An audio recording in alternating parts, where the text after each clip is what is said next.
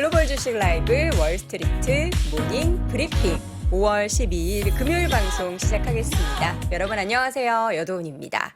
자, 오늘 아침에 이렇게 인사해 주시는 거 보니까 뭐 도은 아침이라는 인사도 많이 올라오는데 도은아 안녕? 하면서 되게 친근하게 저를 불러주시는 분도 계시네요. 어제 제가 클로징 벨을 진행할 때 이제 창문 밖에 가끔 이제 우리 함께 해주시는 구독자분들이 놀러 오시는데 저희 이제 아버지 정도 나이가 되시는 분이 이렇게 사진을 찍으시면서 막 저한테 반갑게 인사를 해주시는 거예요. 근데 저는 이제 보통 나이가 제 나이 또래 아래의 어르신들이 아니죠.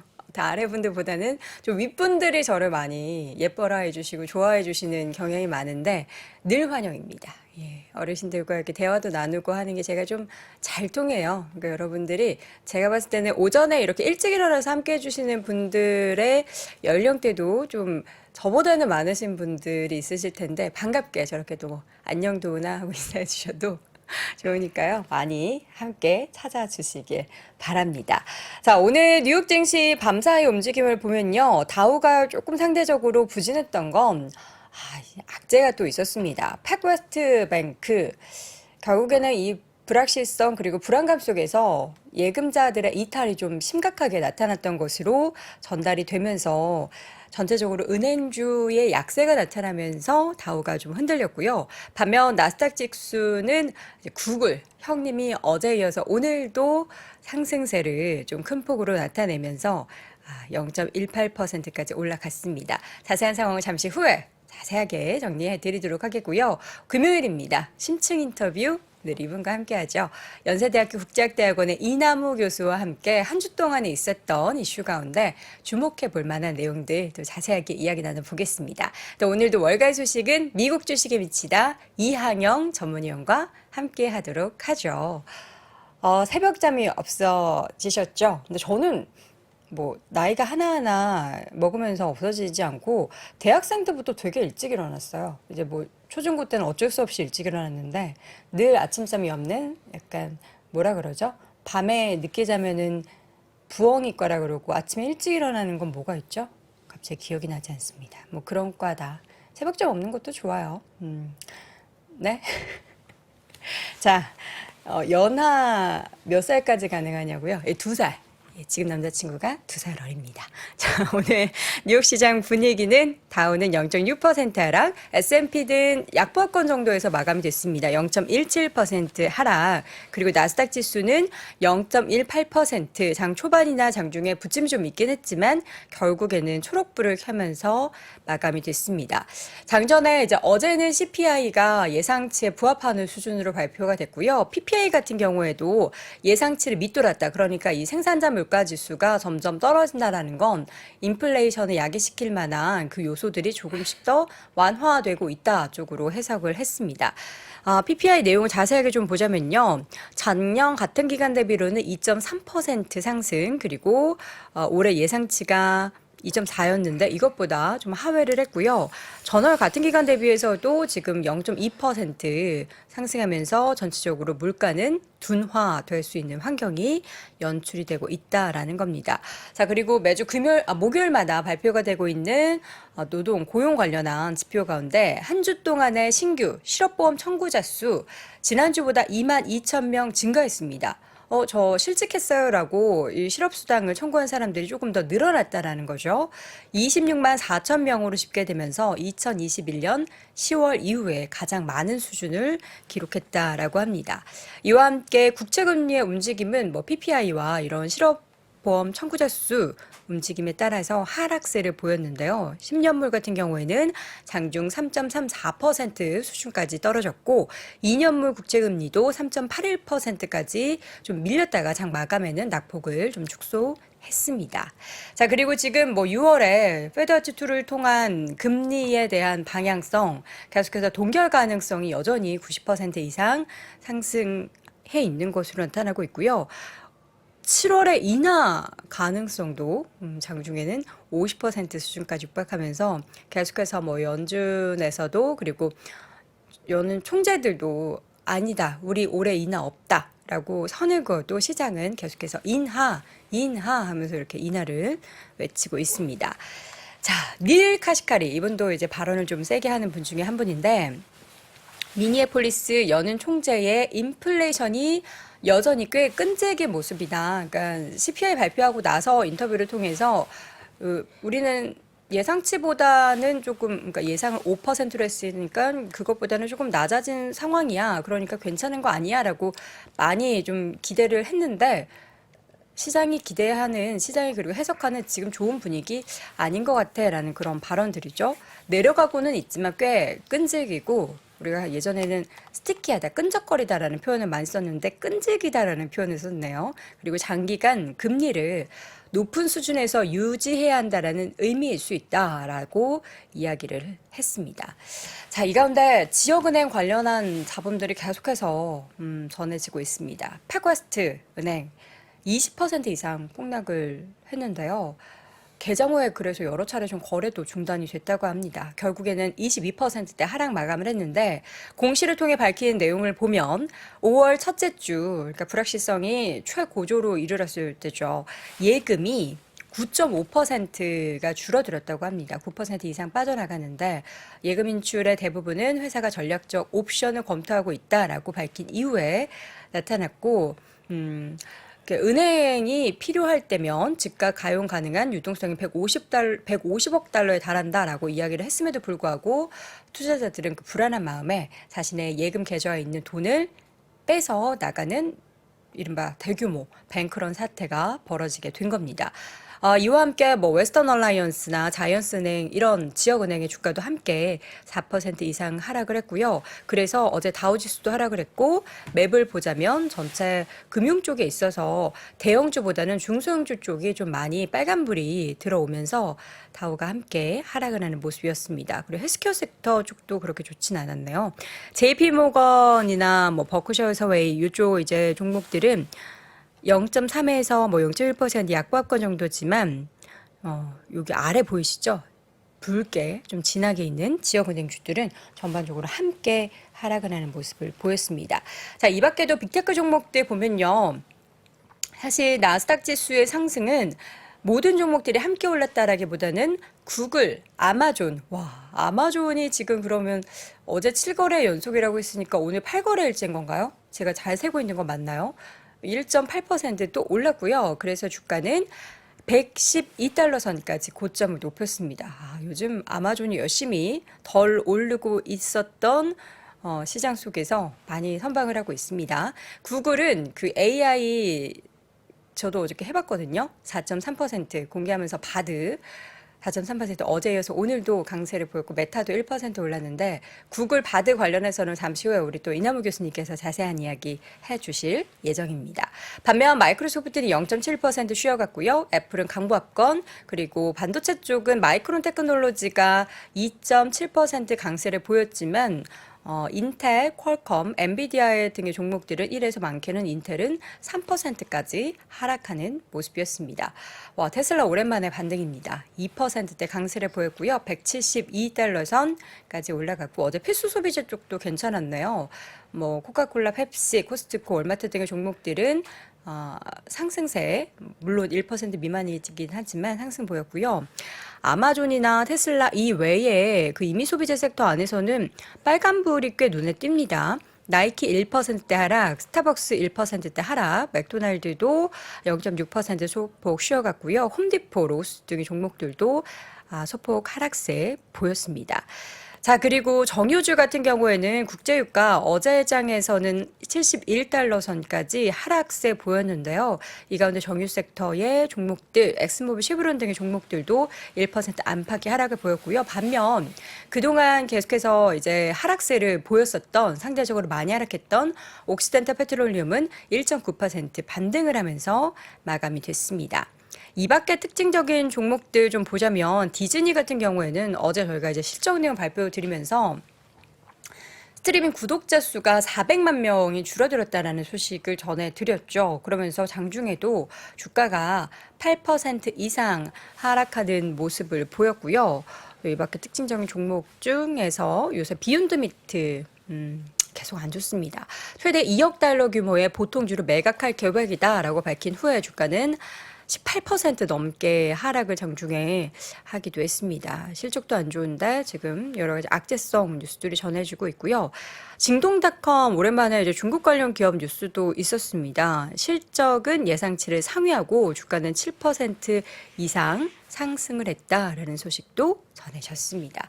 자, 실적 발표 내용은 뭐 희비 계속 교차되는 가운데 이제 경기 관련한 지표 발표 CPI 이어서 PPI도 나왔고요. 지금 계속 우려는 뭐 은행 쪽에서 잡음이 끊이지 않는 건데 그 JP모건의 제이미 다이먼 회장도 지난주 이 패거스트뱅크 인수 관련한 이야기 했을 때 이제는 뭐 잔불은 있겠지만 국지성으로 뭐 내용들은 있겠지만 뭐 진정될 것이다라고 했는데 또 이런 이제 안 좋은 악재성 소식이 전해진 게 과연 이제 끝을 향해 가는 것인지 이런 것도 괜찮은 것인지에 대해서 우리는 계속해서 좀 의구심을 가질 수밖에 없는 상황이 아닌가라는 생각이 듭니다. 자, 그렇다면 자세한 이제 심층적인 내용을 확인해 봐야겠죠. 잠시 후에는 연세대학교 국제학대학원의 이남우 교수와 함께 이야기 나눠보시죠. 반갑습니다. 제가 오늘 딱 이렇게 출근할 때 교수님의 아웃핏을 항상 이렇게 딱 보게 되잖아요. 오늘 양말을 조금 신경 쓰셨던데요. 그런가요? 그냥 양말 있는 거 컬러가 딱 신고 뭔가 왔는데. 예, 그래. 자주 빛나는 그 컬러를 뭔가에 맞추신 것 같은데. 제가 옛날에 90년대 영국회사 다닐 때 네. 그 옥스퍼드 나온 우리 그 런던 데스크의 동료인데 네. 이 사람은 되게 옷을 독특하게 입어요. 근데 항상 양복에 빨간 양말을 신었는데 지드래곤 유일하게 까만 양말을 신을 때가 뭐냐면 안 좋을 때 빨간 시장이- 양복 입었어요. 빨간 양복을 입으세요? 그래서 원래 서양 사람들이 저 양말을 통해서 좀 네. 액센트를 좀 주는 경향이 좀 있죠. 그 거기에서 또 우리 예. 이 교수님도 저는 영향을 뭐 그냥 업체를 그 받으신 눈에 것 띄는 같은데. 색깔은 아닙니다. 네. 자, 오늘도 우리 교수님과 함께 금요일 시간을 좀 꽉 채워 볼 텐데요. 먼저 오늘 전 앞서서 전해드리지 않았지만 구디어라는 타이어 기업이 장중에 주가가 무려 20%나 올랐다고 하는데 이게 뭔가 배경이 있었죠? 그러니까 저도 뭐 준비해 온 건 아닌데 네. 아침에 일어나서 뉴스를 듣다 보니까 미국 쪽에서 좀 크게 다루더라고요. 왜냐하면 전 세계에 이제 타이어 업체가 3대가 있습니다. 네. 구디어, 미셸린. 구디어는 미국, 미셸린은 프랑스, 그다음에 브리지스톤은 일본. 네. 근데 우리나라 뭐 한국 타이어도 뭐 톱 7에 정도 들 정도로. 근데 그 구디어가 그렇게 경영을 잘하진 못해요. 여기 시가총액이 한 4조 원밖에 안 됩니다. 네. 그러니까 실제 한국 타이어랑 시총은 비슷하죠. 규모는 훨씬 큰데. 근데 이제 엘리엇이 지분을 10%를 취득을 했다. 그래서 뭐 세계 넘버원 가장 그 강하고 그 확실하게 하는 행동주의 엘리엇이 10% 지분을 취득했고 왜냐하면 구디어가 경영을 잘 못하기 때문에 구조조정을 좀 하고 네. 그 다음에 판매망을 팔면 그걸 통해서 부채 왜냐면 빚이 좀 많습니다. 구디어가 부채를 갖고 그 다음에 이제 경영진을 좀 업그레이드 시키기 위해서 이사회에 사회이사를 5명을 우리가 추천을 하겠다. 그래서 뭐 보통 전형적인 행동주의자 펀드고 시장은 그것을 긍정적으로 받아들여서 왜냐하면 스스로 공부를 못하면 과외 선생님이 좀 붙어야 되죠. 되게 이제 그런 식으로 시장은 어제 뭐 장 초반부터 한 네. 20% 이상 넘게 그러네요. 상승했습니다. 네. 그래서 뭐 어떻게 전개될지 궁금하네요. 되게. 네. 엘리엇 하면 사실 우리나라에 이제 오랜 투자하셨던 분들은 엘리엇? 엘리엇이 뭐 우리나라 기업 사냥꾼 아니야? 뭐 이런 식으로 안 좋은 이미지가 있는데 미국에서는 이렇게 투자하는 기업들에 대해서 어쨌든 그 관련한 지배구조를 좀 개선시키고 나아지게 만들려는 그런 뉴스들이 많이 전해지기 때문에 구디어 타이어가 또 어떻게 변모가 될지 주목해 보도록 하겠습니다. 자, 그럼 교수님 오늘 어떤 이야기를 주로 네 해볼까요? 가지 준비를 했는데요. 첫 번째는 주식 시장이 보내는 시그널과 금년에 주가는 한 8% 올랐고 미국이 채권은 한 3% 올랐는데 금리는 지금 뭐 미국 10년짜리 국채금리가 한 3.4%에 안정적이죠. 그래서 주식 시장과 채권 시장에 보내는 시그널이 좀 틀려요. 주가는 소프트 랜딩을 좀 가정하는 것 같고 채권은 경기 침체, 특히 이제 좀 글로벌 매크로를 잘하는 거물들이 최근에 야 이거 뭐 좀 이렇게 올해 만만치 않다. 이제 그런 얘기를 해서 왜 두 가지 시그널이 틀릴까 그것을 시사점을 한번 살펴보고 네. 주식과 채권이 다른 시그널을 보이면 우리가 항상 좀 지켜볼 필요는 있습니다. 관심 있게. 그다음에 이제 그 오늘도 아까 얘기하신 것처럼 팩웨스트 주가가 한 20% 이상 빠지고 왜냐하면 예금이 한 10% 이상 그 인출이 됐다고 그래서 지역은행은 계속 불안할 거고 그것이 올해 미국 경제의 가장 그 아킬레스건 가장 큰 리스크입니다. 그 얘기를 좀 드리고 싶고요. 네. 그다음에 그 어제 제 후배들하고 이제 단톡방에 있는데 거기서 어떤 후배가 구글 그 AI가 그 접목이 된, 그러니까 제가 이제 전에부터 그런 얘기는 했죠. 구글을 알파벳을 우리가 무시하면 안 된다. 실리콘밸리에서도 최고의 인재를 다 갖고 있기 때문에 좀 느리고 어떻게 보면 독과점 사업자이기 때문에 긴장감이 좀 없긴 해요. 근데 이제 다시 좀 독한 마음을 먹고 바로 따라오고 뭐 기본적인 저력이 있으니까 그래서 제가 바드를 사용을 해봤어요. 네. 왜냐하면 그 검색 엔진은 아직 한국에서는 업그레이드 된 게 그 사용이 안 될 거예요. 미국 그 유저들한테만 그게 된다니까. 근데 바드를 사용해보고 주식시장 관련된 질문을 2개를 했는데 네. 너무 똑똑한 답을 해서 오, 그래요? 그래서 제가 깜짝 놀랐어요. 그다음에 이제 애플 실적 뭐 제가 얘기할 필요는 없고 거기서 네. 이제 시사점이 한두 가지가 있어서 뭐 애플이 고점 대비 지금 4% 모자라거든요. 근데 아마 고점을 돌파할 것으로 보입니다. 그래서 매크로 리스크는 있지만 기업 실적이 상당히 좋아서 주가가 유지가 되는 이제 그런 모습인 것 같습니다. 전반적으로 보면. 네. 자, 그러면 이제 먼저 채권과 주식 쪽에서 보내고 있는 시그널이 지금 다르게 나타나고 있다. 어떻게 그럼 채권 쪽과 그래서 이제 요 주식 내용은 뭐 저의 의견이라기보다는 네. 그러니까 저는 이제 요 점을 주목하는데 텀리라고 우리 이제 그 재미 교포죠. 이제 그분이 그 펀드 스트레스에서 이제 뭐 최고 전략가로 얘기한 것을 제가 이제 좀 인용을 하는 건데 그러니까 채권 시장은 지금의 낮은 금리가 낮다는 것은 좀 더 경기가 안 좋으니까 그걸 반영하는 거 아니에요. 그래서 그 경기 침체를 오히려 반영하는 게 아닌가 이제 이런 얘기를 하고 특히 좀 매크로를 보는 대가들이 있어요. 증권사 이코노미스트들 말고 드라컨 밀러라고 옛날에 소로스랑 그 한 세대를 풍미했던 그 매크로 헤지 펀드 중에 뭐 가장 대가 중에 하나인데 이런 사람이 지금 현재 그 매크로 경제는 자기가 수십 년 동안 본 것 중에 가장 불확실성 있는 것 중에 하나다. 특히 이제 제가 좀 이따 말씀드리겠지만 그 지역은행들 사태 같은 게 잘못 핸들하면 금융위기로 올 수도 있거든요. 뭐 가능성은 낮지만 그래서 하여간 이러한 조금 불안한 심리를 채권 시장은 반영을 하고 반면에 이 얘기를 또 먼저 들어야겠네요. 그리고 이제 그 태평양을 건너서 중국도 보면 CPI, PPI, 그러니까 이제 물가 지수를 보면 상당히 중국 경기가 리오프닝으로 최근에 회복이 되지만 중국 경제가 근본적인 그러한 그 모멘텀이 살아나는 것 같지는 않다. 디플레이 리스크가 계속 있는 걸 보여줍니다. 왜냐하면 중국의 CPI가 지난달에 0.1%밖에 안 올랐어요. 리오프닝이 됐고 그다음에 PPI 도매 물가는 계속 가격이 하락하고 그러니까 이런 점들을 보면 중국이 좀 이렇게 회복이 돼서 세계 경제를 좀 견인해 주면 좋은데 미국이 어려울 때 그것을 기대하기도 어렵다.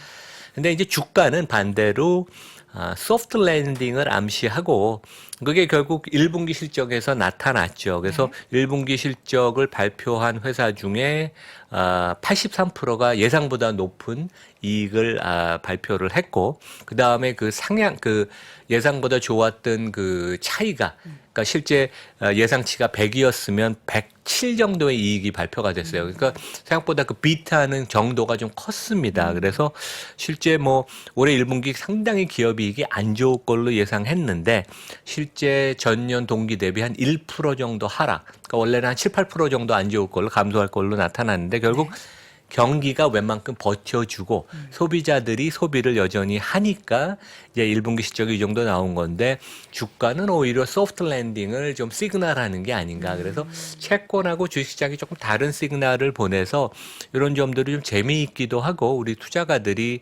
뭐 걱정도 하면서 반면에 또 주식시장에 이렇게 좋은 시그널을 보내는 거는 확실히 또 의미는 있죠. 그리고 애플 같은 경우가 미국의 최대 주식이 신고가를 경신을 앞두고 있으니까 그 점도 우리가 또 주목을 하긴 해야 될 것 같습니다. 그러면 투자자 입장에서는 사실 요즘에 우리 개인 투자자분들도 채권 투자도 많이 하거든요. 다양한 방법으로. 채권 시장에서 보내는 그 시그널과 주식 시장에서 보내는 시그널이 어떻게 보면 약간 방향성이 다른 건데 여기서 어느 것을 선택하고 버려야 할지. 그러니까 뭐 너무 그 하락을 예상을 하고 또 네. 뭐 미국도 그렇고 국내 일부 그 전문가들이 뭐 큰일이 난다고 또 이제 그런 얘기하는 분들이 있잖아요. 이제 네. 그럴 가능성은 별로 없고 그렇다고 확실히 리스크가 다 제거된 것도 아니니까 좋은 주식 들고 있는 분들은 가만히 있으면 될 것 같습니다. 근데 저는 개인적으로 주가는 조금은 조정을 그냥 밸류에이션이 일단 부담이 많이 되는 수준이니까 네. 주가는 단기적으로는 조금 조정을 받을 것 같고 주가가 여기서 S&P 기준으로 4,100에서 추가로 올라가는 게 좀 힘든 좀 힘이 딸리는 그런 모습을 보이죠. 이제 그런 것들이 반영이 되는 것 같습니다. 네. 자, 이어서는 계속해서 잡음이 끊이지 않는 지역은행 관련한 이야기를 해보겠습니다. 그 제이미 다이먼 회장이 경기에 대해서는 약간 안 좋은 뭐 패닉 이런 단어를 써가면서 얘기하는데 저는 그때 패그웨스트뱅크 인수할 때도 굉장히 자신감이 있는 그런 발언을 해서 요즘 좀 이렇게 그 촉이 떨어지신 것 네. 같아요, 이분이. 근데 이번은 약간 또 발언의 수위를 좀 다르게 예, 이야기하는 것 같기도 예, 하고요. 지역은행 관련해서는 우리가 좀 어떻게 계속 그냥 올해 내내 이거를 좀 주시하고 있어야 되는 이슈겠죠? 그러니까 이게 그 실상보다는 팩트 리얼리티보다는 심리적인 부분이 큰데 물론 경제라는 게 또 그렇고 금융시장도 그렇잖아요. 네. 근데 올해 내내 특히 정부가 적극적으로 미국 정부가 나서서 재정을 투입해서 이걸 해결할 것은 아니거든요. 특히 이제 내년에 선거를 앞두고 바이든이 그럴 가능성 거의 제로입니다. 네. 그래서 이제 문제가 생기면 시장에서 해결이 되고 이제 그런 식으로 그리고 이제 미국 주가가 좀 올라와서 정부는 소방수 역할을 하지는 않을 거예요. 그래서 이제 미국 지역은행 주가가 이 그림을 좀 띄워주시면 네. 왜 이렇게 가끔가다 문제가 생기느냐? 이제 어제도 웨스트팩의 주가가 그 20% 이상 하락을 한 게 이제 예금이 빠져나갔는데 이제 실리콘밸리 뱅크 사례를 놓고 보면 그 총 자산이 자기 자본의 보통 요즘은 금융기관이 한 10배에서 15배예요. 근데 옛날에 금융위기 때는 30에서 35배. 그러니까 전반적인 시스템의 레버리지는 내려왔지만 이제 금융당국이 특히 이제 잔소리를 많이 하고 국내도 그렇습니다. 되게. 근데 이제 최근에 금융 불안 상황에서는 채권을 많이 투자한 데들은 이제 자산 부분에서 평가손이 많고 그다음에 저금리 그 대출을 많이 해준데도 지금 금리가 올라갔으니까 그 대출의 그 밸류가 떨어지죠. 그래서 실제 현가로 현재 가치로 다 계산을 하면 자산이 부채보다 작을 수도 있어서 가능성이죠. 그래서 자기 자본이 하나도 없는 거죠. 그래서 실리콘밸리 뱅크도 정리가 되고 퍼스트 리퍼블릭도 JP 모건이 인수가 했죠. 그래서 우리 개인 투자가분들이 그동안 보면 이런 근데 주가가 한 8, 90% 빠지면 저가 매수 기회다. 그래갖고 이제 그 투자를 하는 경우가 좀 있고 그래서 뭐 1,000억 이상 손해를 금년에만 보신 것 같아요. 사학개미 분들이. 근데 정확하게 대차대조표, 우리 재무상태표라고 그러죠. 그것이 실제 자기 자본 잠식을 나타낼 가능성이 있다면 거기에 투자는 우리가 상당히 신중해야 된다. 그러니까 그런 얘기를 말씀을 드리겠습니다. 신중해야 하는데 많은 분들이 야수의 심장을 가지신 분들 위주로 최근에 이제 지역은행 투자를 너무 많이 하셔가지고 그러니까 그게 좀 지역은행 우려가 되긴 투자 합니다. 이런 거 이제 자기 자본이 실제 잠식인데 투자 네. 잘못하면 한 방에 가죠. 그러니까 회사가 정리가 될 수 있으니까. 근데 미국을 보면은 우리나라보다 지역은행의 그 기본적인 개수가 엄청나게 많잖아요. 4,000개가 넘죠. 그러니까 네. 근데 한 2, 30년 전에는 15,000개나 됐습니다. 그게 왜냐하면 그냥 로컬 줄어들죠. 커뮤니티 중심의 미국은 사회고 거기에 가장 중추 세력이 지역은행들이니까. 근데 정리가 됐어도 지금 4,000개가 넘는데 네. 뭐 빅뱅크는 몇 개 안 되죠. 근데 아마 이번 기회에 지역은행끼리 스스로 그 연합을 해서 크게 그 규모가 커지면 해결이 되기를 바라지만 그런다고 제 생각에 해결이 될 건 아닌 것 같아요. 그래서 네. 퍼스트 리퍼블릭 같이 큰 은행, 그게 시티건, BOA건, 웰스파고건, JP 모건이건 이런 데가 인수를 해줌으로써 문제 있는 데들이 이제 흡수합병이 돼서 이제 해결이 될 텐데 그 가는 길은 그렇게 쉽지는 않겠다. 그리고 이제 인수하는 데들도 좀 더 가격이 하락을 해야지 자기네가 싸게 인수하고 그쵸. 자기네들도 주주나 이사회에서 이게 통과가 되려면 명분이 있어야 되겠죠. 은행 파산 앞서서 실체보다는 심리적인 영향이 크다라고 말씀하셨는데 이게 어떤 구조를 설명하는 그 표일까요? 실제 이번에도 보면 그 팩베스트도 1분기까지는 뭐 멀쩡하다는 표현은 그렇지만 네. 크게 예금 이탈 사태가 없었는데 예금이 10% 이상 인출이 된 것은 이 은행 경영진이 약간 실수를 했어요. 주가가 이제 한 80% 이상 빠지니까 우리가 다양한 옵션을 고려 중이다. 그래서 시장은 이거 은행 매각되는 거구나. 그래갖고 빨리 돈을 찾아야지. 그래서 그것을 다양한 옵션이라는 걸 발표하고 나서 이틀 후에 한 10%가 인출이 됐거든요. 네. 그래서 실제 지금은 멀쩡해도 이러한 그 불안한 심리, 루머, 그 다음에 이제 공매도 하는 데들도 특히 타겟을 하고 그 다음에 일반적인 펀드들도 문제가 될 때는 빨리빨리 지금 주식을 팔고 있거든요. 왜냐하면 내가 들고 있는 종목이 50개인데 그 중에 하나가 상장 폐지가 되면 펀드 매니저로서는 치명적입니다. 2008년에 리먼 브러더스를 들고 있던 펀드 매니저들이 엄청 고생을 했거든요. 네. 그래서 심리적인 부분이 큰데 심리가 결국 그 실체를 만드는 그런 부분이 있기 때문에 특히 지금 같은 이제 뱅크 온 더 런 이런 사태가 있을 때는 그래서 상당히 불안한 심리는 계속될 것이고 정부가 직접 개입을 안 할 테니까 이러한 불안감 그러한 것은 시장을 좀 흔드는 요인은 계속 유효할 것이다. 금년 내내. 이 은행 관련한 이슈가 이렇게 잠잠해져야 할 텐데 왜냐하면 이제 투자 심리를 좀 흔들게 만드는 요인이 이렇게 도사리고 있다라는 것은 언제나 좀 시장에 찬물을 끼얹을 소지가 있기 때문에 부디 좀 금방 잔불까지 좀 마무리가 됐으면 좋겠습니다. 자, 구글 바드 이야기 해보겠습니다. 저도 어제 이제 바드를 연결을 해가지고 한번 시장 관련한 질문도 좀 해보고요. 이남우 교수님도 물어보고 알고 있느냐 어떻게 제가 설명을 오늘 하느냐. 제목들 보고하고 승인받는 과정에서 그거 하셨다고 네, 얘기했잖아요. 네. 네. 너무 약간 근데 장문을 잘하더라고요. 그러니까 되게 스마트해요. 네, 제가 구글 빙 검색하고 예전에 챗 GPT를 검색했을 때는 뭔가 내용이 되게 딱딱한데 이 친구는 장문을 잘해서 좀 약간 사회생활을 하는 그런 AI다 이런 생각을 좀 했는데 이번 바드 나온 거 보면서 어떤 생각을 하셨는지요?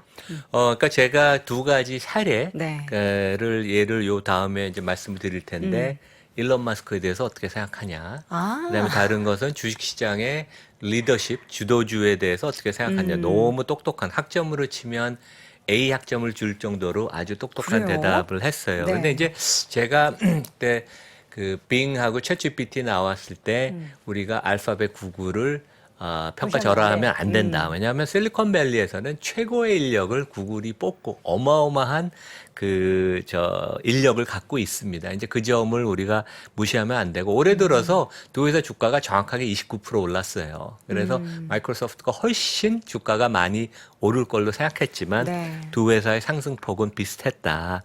근데 이제 그 알파벳 구글은 좀 이런 단점은 있어요. 워낙 독과점이고 우리가 구글인데 그래서 조금 자만하는 것도 있고 그래서 위기 의식, 좀 헝그리한 게 좀 부족해요. 그리고 조금 리더십은 지금 순다 피차이가 조금 약한 것 같고.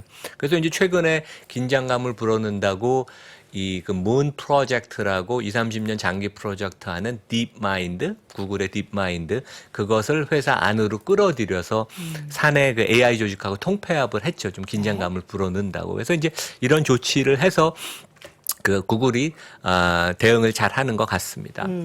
그래서 제가 두 가지 질문을 바드에 했는데 네. 영어로 했어요. 그래서 여러분들도 영어로 쳐보셔도 되고, 그다음에 한글로 해보셨죠, 우리 여행커님은? 네, 한글로. 그래서 영어로 물어봐야지 똑똑하게 대답하는군요. 근데 뭐 모르겠습니다. 둘 다 네. 똑같을 것 같아요. 되게 요즘 뭐 번역이 워낙 잘 되니까. 첫 번째 질문은 미국 주식시장의 리더십, 그러니까 주도주에 대해서 어떻게 생각하느냐. 그래서 이제 주도주의 개념은 이렇다고 먼저 첫째 문단이 나오고 그동안 몇 년 동안은 IT 종목이 리더를 발휘를 했는데 네. 최근에 주목을 받는 것은 헬스케어 그리고 에너지 정유 주식이다. 정확하게 얘기를 했습니다. 그리고 다음에는 앞으로 미래의 전망에 대해서 하지만 우리가 헬스케어나 에너지가 확실한 주도주의 대안으로 떠오를 것이라고 단정하기는 어렵습니다. 이것도 상당히 맞는 말이고 그리고 마지막으로 요런 세 가지 요인이 시장의 주도주를 결정한다. 경제 상황, 금리, 그다음에 투자 심리. 그래서 그리고 마지막으로는 주도주라는 것은 계속 변하기 때문에 투자에 유의가 필요하다. 상당히 이 균형 감각 있게 한쪽에 치우치지 않고 그런 얘기를 했고 학점은 A- 학점을 제가 여기엔 주고 다음에 이제 일론 머스크 평가하라는 건 더 끝내주게 답변을 했습니다. 뭐라고 제가. 답변했을까요? 그래서 일론 머스크에 대해서 어떻게 생각하니 제가 물어봤더니 그분은 상당히 그 논란의 여지가 있는 인물이다. 그래서 그 장점은 이렇게 네 가지다. 비저너리, 그러니까 미래의 꿈을 꾸는 리더이고 크게 생각을 한다. 우리가 상상 못했던 많은 제품 서비스를 갖고 오고 두 번째는 뛰어난 사업가이다. 그래서 이러한 것을 만들었고 그다음에 세 번째는 열심히 진짜 빡세게 일하는 경영자이다. 그리고 long hours, 근무 시간이 길다.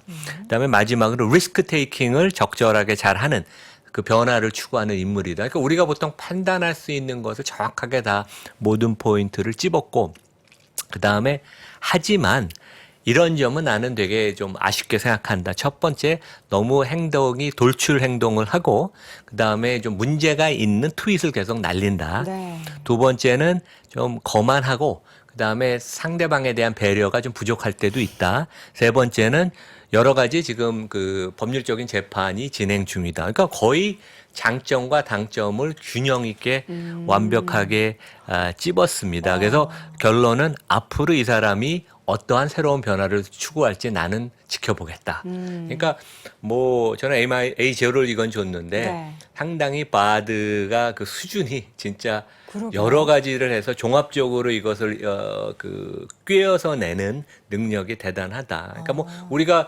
인간이 개인적으로 여기다 추가로 뭐 팩트나 이런 걸 더 나열할 수 있겠지만 네. 결론으로 보면 상당히 합리적인 거의 뭐 토를 더 달 수 없을 정도로 뛰어난 결론을 내린다. 이게 저는 어떤 구조로 이 정보를 취합하는지는 잘 모르겠지만 이제 한국에 대한 질문을 했을 때 영어로 질문을 해도 과연 잘 대답을 해 줄 수 있을지가 궁금해서 오늘은 영어로 한번 추후에 검색을 해보도록 하겠습니다. 이렇게 리포트 마치 학생이 리포트 제출하는 것처럼 그렇죠. 이렇게 하나 둘 셋 이렇게 문장까지 나눠가지고 그렇죠. 예. 그리고 이게 균형감 있게 네, 장점과 단점을 항상 하고 그 다음에 미래에 대한 얘기도 적절하게 그러니까요. 대답을 해줍니다. 되게. 장문을 참 잘하는 것 같습니다. 네. 자, 구글 바드 연속적으로 어제도 오늘도 주가를 좀 구글을 크게 상승하게 만드는 요인이 됐는데요. 향후에도 어떠한 평가를 받으면서 실적에는 또 영향을 미치게 될지가 기대가 됩니다.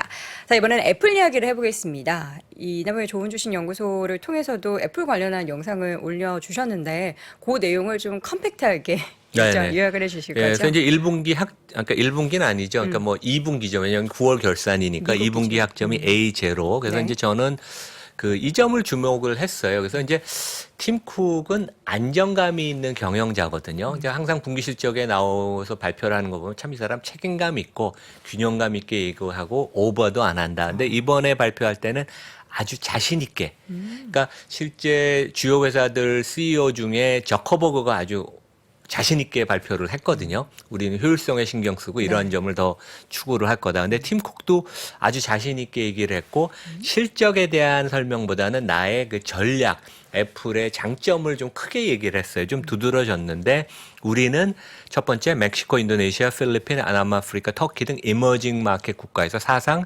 최고의 매출을 이번에 달성했다. 네. 인도의 전략적 중요성을 강조를 했고 그 다음에 서비스 부분이 앱스토어, 뮤직페이 모든 부분이 사상 최고의 매출을 달성을 했고 서비스 가입자가 10억 명을 이제 거의 육박을 하고 그다음에 컨텐츠 강조를 많이 했어요. 애플 TV 얘기를 한 2, 3분 했습니다. 컨텐츠, 스포츠, 그다음에 금융 얘기, 그러니까 애플 페이 레이터, 그다음에 고만하고 4% 예금 주는 네. 저축성 금리. 그러니까 그래서 결국 우리는 진짜 이러한 생태계를 갖고 있다. 그리고 우리의 고객층은 아주 젊어지고 있다. 네. 이제 그런 거가 되게 파워풀한 메시지였던 것 같아요. 숫자보다. 네. 그리고 이제 그 뭐 그리고 이제 이분이 이틀 후에 그 1분기 실적 발표하고 나서 버크셔 헤더웨이 또 일대 주주니까 날아가서 거기에서 또 참석을 하고 얼마나 성실한 모습입니까? 그래서 이제 버핏도 칭찬을 했는데 네. 요즘 월가에서 이런 얘기가 나와요. 애플은 공식적으로는 IT로 분류가 돼 있지만 버핏은 독과점적인 컨슈머 회사라고 생각을 하는데 네. 특히 최근에 일부 월가에서는 이건 필수 소비재 수준이다. 이거 없이 어떻게 개인이 살아갈 수 있냐. 그쵸. 그러니까 우리가 치약이 칫솔, 세제가 일상생활에 필요하고 P&G 같은 회사가 밸류에이션이 아주 높잖아요. 네. 퍼가 25배, 뭐 헐시 같은 거는 거의 30배 육박하는데 애플도 필수 소비재가 아닌가 그런 얘기가 나옵니다. 그래서 최근에 보면 이제 그 주가 밸류에이션이 이게 27배쯤 되는데 그러니까 이제 올해 기준으로는 27배, 내년 기준으로 한 25배인데 높다고도 볼 수 있지만 그러니까 제가 전에 그런 얘기는 좀 했어요. 골드만삭스 추정치가 좀 너무 공격적인 게 아닌가 그런 얘기를 했지만 다시 돌이켜 보면 이러한 생태계 그다음에 점점 젊어지는 고객 계속 그 애플의 생태계를 더 강하게 만들 테니까 그러면 애플의 주가는 181달러 고점 그러니까 전 사상 최고치가 2022년 1월이었습니다. 네. 오늘 지금 173인가 4달러죠. 그러면 조만간 다시 그 최고가를 갱신을 할 것으로 보인다. 시장 입장에서는 좀 중요한 시사점이 또 있을 것 같아요. 네. 그래서 매크로 걱정도 하지만 또 이러한 개별 기업들의 약진이 우리가 또 주목을 해야 될 것 같습니다. 상반기 이 시장을 이끌었던 빅테크 기업들의 수익률이 굉장히 좋았잖아요. 근데 이게 상반기뿐만 아니라 다시금 이전에 기록했었던 빅테크들의 랠리가 올해 또 한 번 또 재현되는 건가라는 기대감을 갖게 만드는 그런 새로운 내용들이 그 많은 미국 것 기관 같아서 타자 투자가들이 좀 언더웨이시 돼 있어요. 그래서 주식을 좀 추격 매수하는 수급상의 네. 이제 플러스 요인도 좀 있죠. 예. 알겠습니다. 앞으로 애플, 구글을 비롯해서 빅테크 기업들의 또 향후의 움직임을 기대해 보도록 하겠습니다. 자, 오늘 이렇게 해서 연세대학교 국제학대학원 이남우 교수와 함께 심층 인터뷰 나눠봤습니다. 고맙습니다. 네, 감사합니다.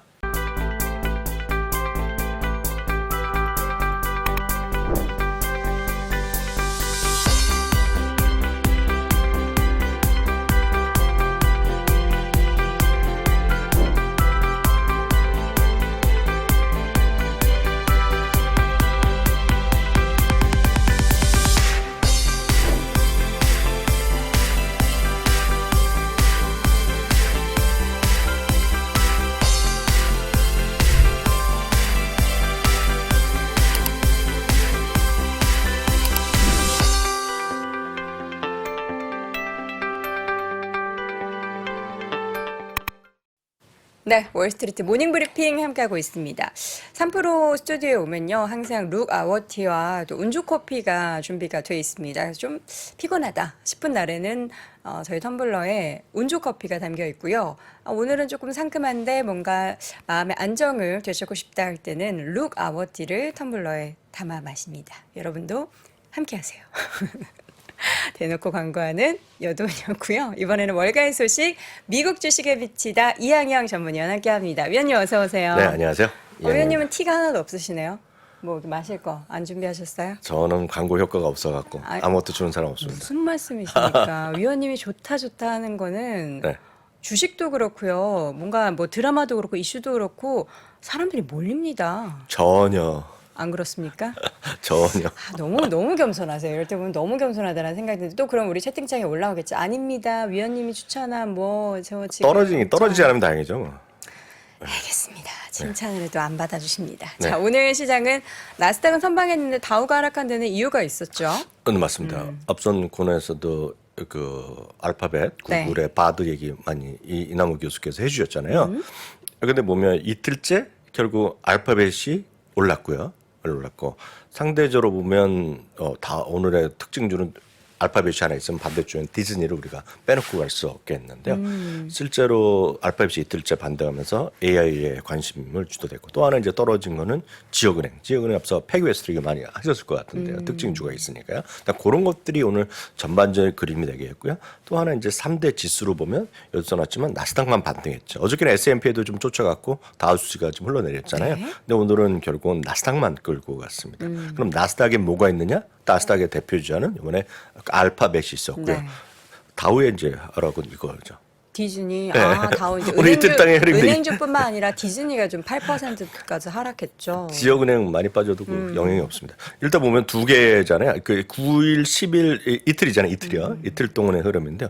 다우지는 조금 내리긴 내렸는데 내렸죠. 요거 내린 거 있죠. 요 내린 네. 거가 요게 더 끌어내린 거죠. 아시다시피 그 S&P 500은 시가총액 방식입니다. 지수가요. 그래서 지수 산정 방식이 코스피랑 거의 비슷하다라고 보시면 되는데요. 다우는 그냥 30개 종목의 산술 평균에다가 약간의 뭐 승수를 더 재수를 하는 거기 때문에요. 다우지수는 30개 주식의 그냥 평균이라고 보시면 되거든요. 다우 같은 경우에는 네네. 그 몇 종목 안 되잖아요. 30개죠. 그들의 종목의 편입 기준에 주가 수익률 같은 건 없나요? 그것까지는 없겠죠. 왜냐면 네. 기준이가 네. 너무 주가가 안 좋고 실적도 계속 안 좋다 보니까 이러다 다우에서 빠지는 거 아닌가. 뭐 빠지고 안 빠지고를 우리가 예단할 수 없죠. 불가능하지는 않겠죠. 예, 그건 뭐 우리가 정하는 게 아니고요. 그 선정위원회에서 하는 거거든요. 다우지수 선정위원회에서. 네. 근데 우리가 예단할 수 없지만 여하튼 중요한 건 이렇게 떨어져 있다라고 보셔야 되겠죠. 그래서 딱 오늘 익힌 것은 특징주는 디즈니와 알파벳이었다라고 보셔야 되겠고요. 섹터별로 보면 어저께 이어서 커뮤니케이션 서비스가 불뚝 써 있죠.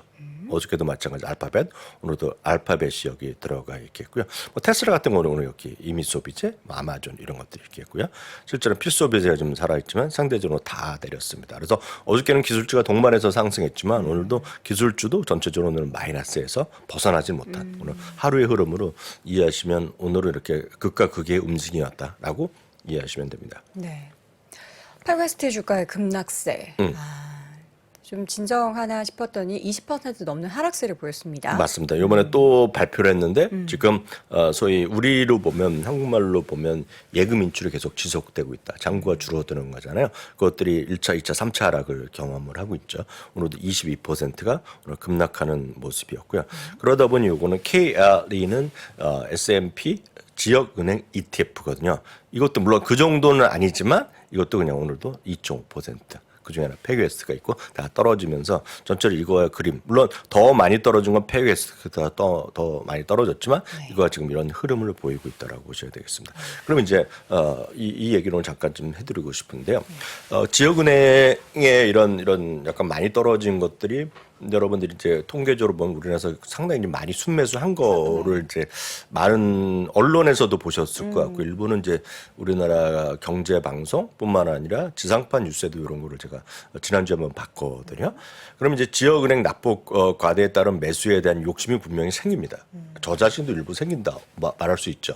근데 다만 이거는 판단을 잘 기준을 세우고 하셔야 돼요. 그래서 이거는 이미 몇몇 군데에서 그런 레포트가 나온 것들이 있고 저희가 이제 소개한 정도 있었는데요. 생존 가능성을 좀 염두에 두셔야 돼요. 생존 가능성. 그 지역. 은행이 예, 예. 파산되거나 네네, 사라지거나. 이렇게. 두 번째는 기존에 그들이 어떻게 영업 능력을 계속 유지해 왔고 재무 상태를 어떻게 좋게 유지해 왔는지 아닌지를 한번 고민을 한번 했어야 되겠고요. 배당을 갖고 얘기를 많이 합니다. 지금요. 이 지역은행이 배당을 높게 준다. 배당 수익이 높다는 것인데 일부는 배당 컷을 발표한 것도 있고요. 그래서 배당 컷을 했느냐, 배당 유지를 했느냐. 일부는 배당 인상한 적도 있어요. 것도 있거든요. 배당 인상. 만약 배당 인상을 했다거나 배당 유지한다는 확신이 들면 이건 배당 수익이 엄청 높아져 있습니다. 지금요. 네. 그래서 그렇게 보셔야 되겠고요. 다만 이런 거 떠나서 여러분들이 네 번째로 한번 충실하게 보셔야 되겠습니다. 기본에 충실할 필요가 있다라고 보겠습니다. 그것은 3단계를 제가 자주 말씀드리는데 3단계에 맞는 주식은 조금씩 좀 해볼 수 있겠죠. 뭐 일부 정도 해볼 수 있겠죠.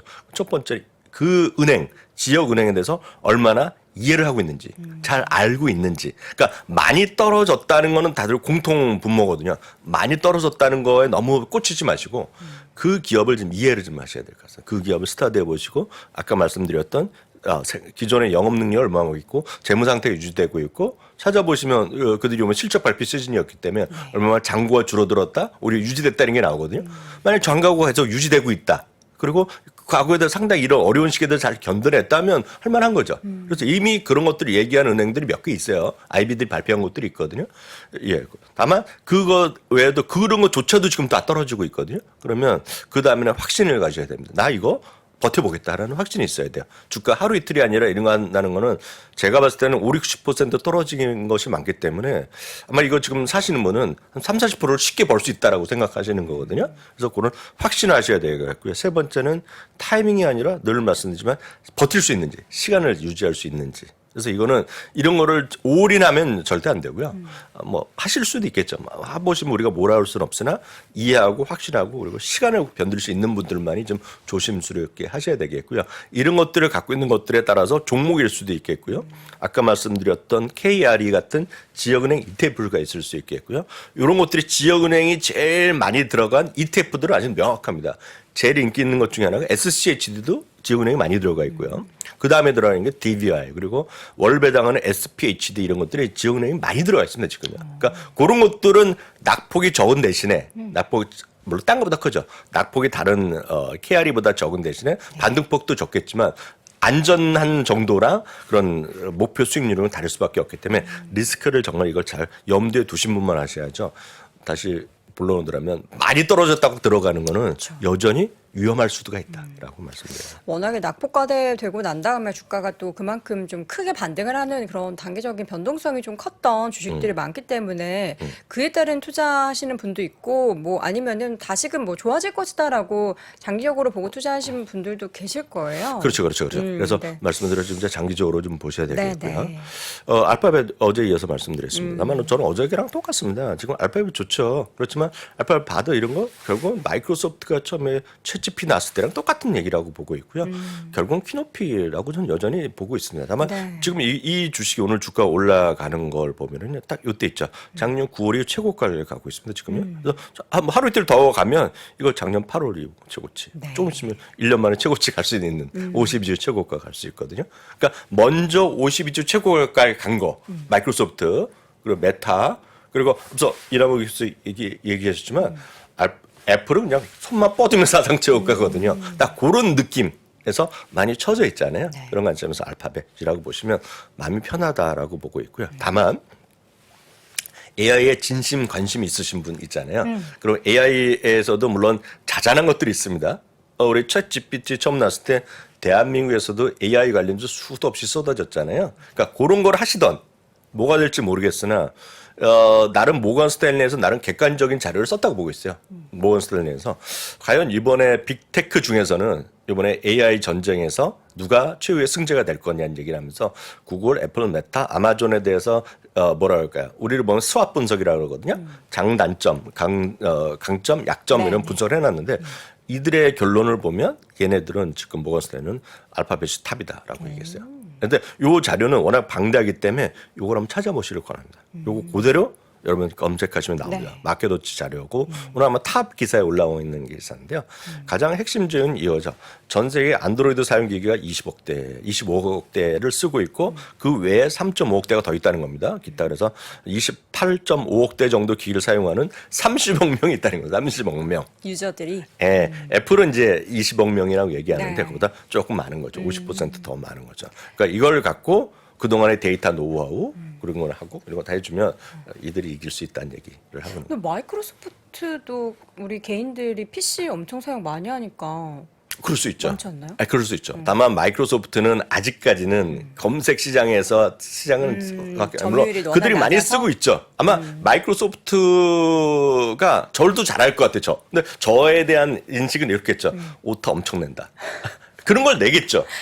그리고 진짜 이 친구나 부사장은 그냥 디자인 어시스턴을 그대로 받아 주는구나. 자기네 직접 하는 건 없구나. 그러면 그들은 할 거 아닙니까? 그들이 이번에 그 인공지능 챗 GPT를 써갖고 이번에 한 달에 뭐 $5짜리 더 받는 서비스라면 이 친구들은 돈을 내겠거니 하고 생각할 거라면 그런 건 하겠으나 많은 사람이 진짜 검색하고 이런 건 잘 모르겠죠. 네, 그런 느낌이라고 보셔야 될 것 같습니다. 네. 요거 자료는 한번 진짜 여러분 한번 보시기를 강추드립니다. 네. 자, 이어서는 좀 흐름이 안 좋았던 디즈니입니다. 디즈니 어저께 말씀드린 거에서 어저께 이제 어닝콜 하면서 나왔던 얘기가 현재 분기가 월트 디즈니 기준은 3분기거든요. 자기네 기준으로 보면 현재 분기에 스트리밍 비즈니스가 적자가 더 커질 거라고 경고를 했거든요. 이게 이제 결정타로 날렸다라고 일단 이해하시면 되겠고요. 또 하나는 역시 디즈니 플러스랑 넷플릭스의 이미 미국에서도 이제 성장이 이제 거의 끝나간다. 이 스트리밍 시장의 경쟁은 끝나간다는 얘기를 많이 하고 있는데 일단은 지금 두 분기 연속으로 지금 감소세를 보였다는 것 자체가 이제 큰 거죠. 이미 커진 데서 조금 늘어나는 쪽이랑 벌써 이렇게 감소세? 이거에 약간 차이라고 일단 보셔야 되겠습니다. 그래서 지금은 도대체 왜 디즈니가 왜 디즈니 플러스를 왜 했느냐. 너희들 열심히 테마파크하고 여러분들 영화 뭐 애니메이션 만들었으면 되는데 뭐하러 이 비즈니스까지 해갖고 보시면 되겠습니다. 여기 어디서 찾아보시면 되냐는데 아까 여기 요거 있죠. 검색 구글에. 요거를 그대로 치시면 Who will win big tech 요거 그대로 치시면 baseball. 마켓워치 기사를 인도할 겁니다. 저 제목을 검색을 하시면 그대로 쓰시면 되겠습니다. 캡처 뜨시 보시면 되겠고요. 하나 더 한두 개 보면 로빈훗 보시면 로빈훗은 6.4%가 반등하면서 많은 분들이 관심을 갖고 있는데요. 핵심은 이겁니다. 지금요. 주당 이익이 예상보다 좀 손실이 적었고요. 매출도 예상보다 조금 늘어나는 건 분명히 긍정적인 요인이겠고요. 얘네가 이제 24시간 거래, 월, 화, 수, 목, 금 24시간 거래 시스템을 런칭할 거를 얘기했는데요. 문제는 오늘 이제 긍정적으로 나왔지만 저는 이제 신뢰가 약간 부족하다고 보고 있어요. 로빈후드는. 왜냐하면 이걸로만 보면 이해할 수 있거든요. 이거는 이제 전망했던 EPS랑 실제 EPS, 전망했던 레비뉴랑 매출이랑 발표했던 매출인데요. 빨간색이 많죠. 네. 요번에는 생각보다 좋았지만 거의 대부분을 지금 부족한 것이 많았다는 얘기예요. 그러니까 이런 것들 때문에 신뢰도가 아직 부족하다는 것이 단점이다라고 보셔야 되겠습니다. 이렇게 되면 월가 애널리스트들이 많이 붙지는 않습니다. 여기요. 평가해봤자 잘 안 맞거든요. 그러니까 지금 월가 의견 자체가 별로 없다라고 보셔야 되겠습니다. 그래서 많은 분들 기대는 하고 있으나 아직까지는 4번 주식이다. 4번 주식 말씀드리겠고요.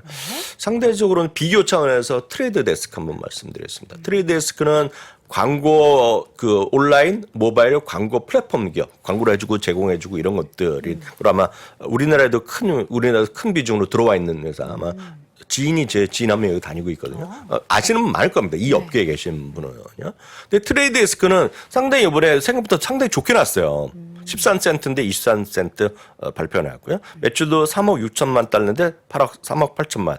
그리고 2분기도 지금 상당히 기대 가이던스도 기대 이상을 나왔는데 아까 그 기업과 로빈훗과 가장 큰 차이는 뭐냐? 딱 이겁니다. 이걸 보시면 2016년에 상장했는데요. 19년 그 당시에 2분기 때 한번 이익이 부족했던 걸 제외하고는 팬데믹이고 뭔가를 다 이익이 다 맞춰놨어요. 그러니까 이런 것들은 신뢰가 더 높은 기업입니다. 신뢰도가. 느낌 아시겠죠? 신뢰도가 부족하고 신뢰도가 높은 그런 기업의 차이라고 보셔야 되겠고요. 그러다 보니 분명히 물론 중립도 있고 매도도 있지만 지금 매수 의견이 압도적으로 많고 최소 7곳이 오늘도 목표 주가를 상향했다라고 보셔야 되겠고요. 요까지 잠깐 혹시 부족하시면 요거 캡처를 떠두시면 금방 여러분들 확대하시면 이거 화질이 나쁘지 않기 때문에 캡처 떠서 확대하시면 될 것 같고요. 요거는 제가 카페도 그대로 올려드리도록 하겠습니다. 더 자세히 보시라고요. 시간이 부족했기 때문에요. 핵심적인 말을 보시면 어제도 말씀드렸다시피 4월 달에 이건 데비트과 카드 신용카드, 체크카드 같이 하는 건데요. 이번에 2021년 이후 처음으로 연간 마이너스 전년 동기 대비 마이너스가 났습니다. 마이너스 1.2%가 났는데요. 그래도 여전히 20에서 40% 정도 저축은 아직 많다라는 얘기하고 있는데 문제는 서비스가 좀 많이 좀 줄어들기 시작했다라는 얘기하게 되겠고요. 이게 이제 수치가 되겠는데요. 전체적으로 마이너스 났는데 서비스도 지금 거의 이제 상당히 회복세에서 플러스 많이 줄어들었다. 근데 여기서 누가 많이 줄어들었냐면 고소득층이 줄어들었다는 겁니다. 고소득층. 왜냐하면 고소득층이 우리가 여러 번 말씀드리지 이번에 고소득층 중에서 아주 하이엔드가 아니라 쉽게 해서 구글, 아마존, 마이크로소프트 그런 다니던 친구들 있잖아요. 중산층에서 하이 공순층인데 아주 초부자가 아니라 그런 분들이 지금 소비가 좀 위축될 수 있다고 얘기했잖아요. 딱 그 얘기입니다. 그 얘기. 그래서 이분들이 물론 임금 상승률이 다 전체적으로 소득 계층 따라서 여기 보면 소득 계층별 임금 상승률인데요. 지금 12만 5천 달러 이상이 확 줄어들었잖아요. 딱 요런 느낌이 바로 지금 소비의 위축이라고 볼 수 있겠고요. 다만 결론적으로 보면 소비 위축이 인플레이션의 둔화를 촉진시킬 수 있다라는 나름은 굳이 긍정적으로 보는 시각도 있다. 그러면서 뱅크 오브 아메리카는 연말까지 10%가 3%로 떨어질 수 있다. 만약 이렇게 되면 이제 금리도 떨어진다는 얘기거든요. 그래서 장기적으로 한번 해볼 만하겠지만 당분간 아마 소비 위축에 대한 뉴스가 많이 나올 것 같고 그것은 부담스러울 수밖에 없다는 점까지 말씀드리겠습니다. 미국의 소비가 차지하는 GDP의 비중이 굉장히 높기 때문에 또 뱅크 오브 아메리카 이런 자료를 우리 위원님께서 계속해서 주기마다 알려주시는데 요 내용은 아마도 주말에 라이브를 통해서 더 자세하게 말씀해 주실 것 그리고 같은데요. 요거는 오늘 바로 제가 사무실 들어가면 요 카페에다가 아까 요거 뱅크 오브 아메리카 자리가 자세히 저희 캡처해드리겠습니다. 알겠습니다. 그 미국 주식에 미치다 네이버 카페를 통해서도 자료 확인해 보시기 바라겠고요. 오늘도 미국 주식에 미치다 이항영 전문위원 함께했습니다. 위원님 고맙습니다. 네, 감사합니다. 네, 금요일 월스트리트 모닝 브리핑 준비된 소식 모두 전해드렸습니다. 주말 잘 보내시고요. 저는 다음 주 월요일 오전 6시 30분에 다시 돌아오겠습니다. 여러분 고맙습니다.